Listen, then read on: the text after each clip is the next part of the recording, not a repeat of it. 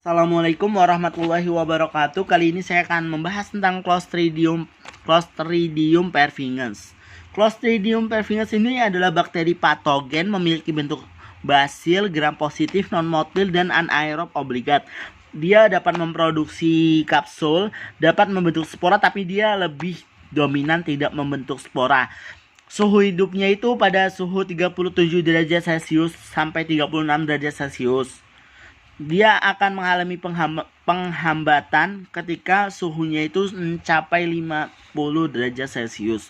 Dan untuk pH hidupnya itu 6 sampai 7. Ketika pH-nya turun sampai 5,5 saja, dia akan mengalami hambatan dalam bertumbuhnya.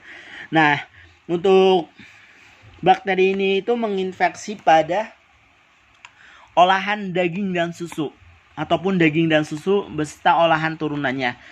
Itu bisa bertahan sampai 14 hari Clostridium perfringens, lalu pada suhu minus 43 derajat itu dia masih bisa bertahan. Dia memproduksi toksin meionegrosis kan. Jadi dia merusak sel-sel termasuk sel imun kita. Nah, untuk melakukan identifikasi itu medium ditambahkan egg yolk atau kuning telur. Nah, di sini PCT untuk identifikasi keberadaannya. Itu menggunakan Erlenmeyer 300 ml minimal, lalu ditambahkan 25 mg olahan, baik itu daging, susu ataupun telur dimasukkan. Lalu ditambahkan 225 ml air pepton. Di sini juga 9 ml air pepton. Ini tabung reaksi juga 9 ml air pepton.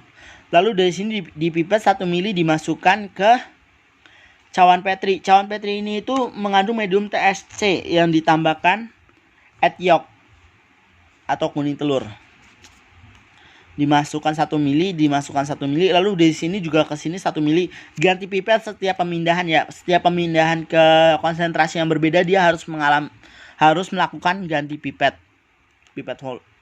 ukur, karena nantinya hasilnya kurang bagus ataupun hasilnya akan tidak akurat jika tidak melakukan ganti pipet.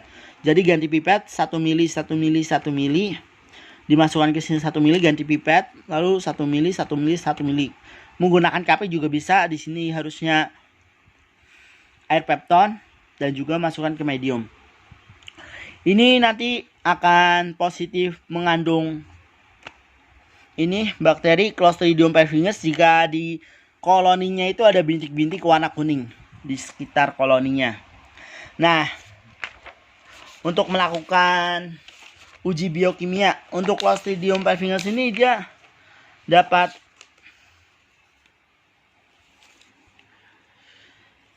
diidentifikasi biokimia. Untuk memastikannya itu kita bisa membuat medium liverbird atau hati, medium dari hati mamalia gitu, ditambahkan biakan Clostridium perfringens, lalu ditambahkan air plug. Ini itu untuk mengetahui dia memproduksi gas atau tidak. Jika memproduksi gas berarti dia memfermentasi. Diinkubasi pada suhu 35 sampai 37 derajat Celcius. Paling tidak 37 derajat Celcius dia tumbuh optimal kan. Dimasukkan inkubator, diinkubasi selama 2 hari. Ini pengkaryaannya. Lalu ketika terjadi fermentasi, air plaknya akan naik ke atas. Jadi fungsinya seperti tabung Durham. Untuk tahap isolasi seperti tadi sudah dibahas, naik ke atas lalu dia akan terbentuk warna hitam pada bagian yang ditanam tersebut. Nah, ini untuk ujinya itu bisa purifikasi dan regenerasi. Jadi uji biokimianya kita harus siapkan 4 tabung reaksi. Dari 4 tabung reaksi ini harus bertutup ulir atau anaerob, atau bisa disimpan di tempat yang anaerob jar. Mediumnya tetap TSC. Kenapa sih harus medium TSC? Sebenarnya mediumnya bisa banyak, tapi dia yang disarankan atau yang sudah menjadi acuan dari SNI itu harus menggunakan medium TSC untuk mengidentifikasinya. Itu dia bisa mereduksi nitrat. Di sini harus ditambahkan nitrat. Jadi dari keempat medium ini menggunakan medium TSC, lalu tambahkan etiok, lalu ditambahkan reagen nitrat. Reagen nitrat itu apa aja? Nitrat yang komposisinya larutannya itu sulfanil acid dan alpha naftol. Warnanya oranye bila dia positif. Lalu ditambahkan kan 0,5 mili. Lalu ketika warnanya positif, berarti dia kan berubah warna menjadi warna oranye. Berarti dia ada indikasi bahwa dia itu Clostridium perfringens. Lalu ditanam pada medium lactose gelatin medium untuk mengidentifikasi kemampuan fermentasi laktosa dan mencairkan gelatin. Inkubasi selama 1-2 hari pada suhu 35 sampai 37 derajat Celcius.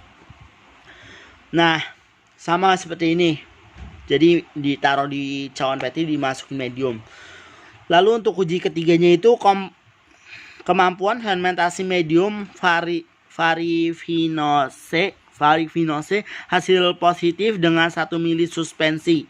Taruh 1 mili suspensi, tambahkan 2 tetes indikator brown timbal blue. Warna positif itu ditunjukkan ketika warna kuning. Jadi dia akan memfermentasi medium ini ketika warnanya kuning. Dan dia semakin pasti bahwa dia itu Clostridium perfringens. Lalu keempat itu memfermentasi salisin. Nah, untuk salisin ini kemampuan dia itu tidak bisa untuk memfermentasi salisin. Jadi kalau di salisin ini hasilnya negatif, berarti dia sudah fix bahwa dia Clostridium perfringens. Itu caranya itu fermentasi medium yang mengandung 1% salisin ditanam drop tes. Ambil 1 mili suspensi, taruh di tabung baru. Teteskan indikator brown timbal blue yang tadi positif bila warnanya kuning. Hasilnya harus negatif karena bakteri ini tidak memfermentasi salisin. Jadi kalau negatif warnanya bisa biru ataupun yang lain. Nah, enumerasi itu sangat penting dan lebih efektif karena mendapatkan tadi perhitungan itu lebih efektif kan. Nah, jadi pada penanaman yang mana ya? Pada penanaman TSC ini tahap isolasi itu kalau warnanya hitam itu bisa dilakukan di cawan peti menggunakan strik, dan dia inkubasinya tidak boleh dibalik seperti kebiasaan kita kan. Karena nantinya akan tidak kan dia anaerob, jadi tidak usah dibalik gitu. Cukup sekian presentasi dari saya, kurang lebihnya saya mohon maaf. Jika ada kesalahan bisa dikoreksi di kolom komentar. Cukup sekian, terima kasih.